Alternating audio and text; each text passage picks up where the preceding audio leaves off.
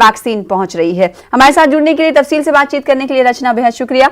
मध्य प्रदेश हुकूमत ने 16 जनवरी से कोरोना टीका लगाने की तैयारी की है। कोरोना टीका लगाने के लिए जहां डॉक्टर और पैरामेडिकल स्टाफ को खुसूसी ट्रेनिंग दी गई है, वहीं रियासत के 302 मराकज पर पहले मरहले में टीका लगाने का इंतजाम किया गया है। पहले मरहले में रियासत के 4,16,000 हेल्थ वर्कर और फ्रंट लाइन वर्कर को वैक्सीन दी जाएगी। वैक्सीन की डिलीवरी और मॉनिटरिंग को लेकर मरकजी हुकूमत ने कोविन पोर्टल बनाया है। वहीं रियासती सतह पर स्टेट कंट्रोल कमांड सेंटर भी बनाया गया है, जिससे जिले से ब्लॉक सतह पर मॉनिटरिंग की जाएगी।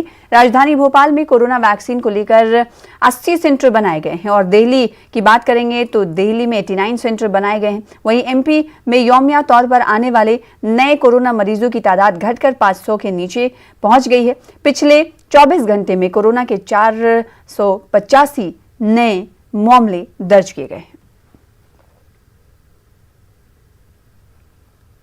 पूरी सरकार ने की है, आप लोगों ने देखा है। मतलब पिछले 7-8 महीने के अंदर सब जगहों पर, चाहे हमारे इंफ्रास्ट्रक्चर की हम बात करें, आईसीयू बेड की हम बात करें, ऑक्सीजन की हम बात करें, सामान बेड की हम बात करें, वेंटिलेटर की हम बात करें, सब जगह हम लोगों ने बढ़ाए हैं। और हमारा जो पूरा स्वास्थ्य विभाग का अमला है पूरी तरीके से लगा है। और आज हम कह सकते हैं कि उनकी जो कोरोना का संक्रमण जो जिस तरीके से बढ़ रहा था उस पर कंट्रोल भी हुआ है। धीरे धीरे हम इसको मुक्ति की ओर आगे बढ़ रहे हैं।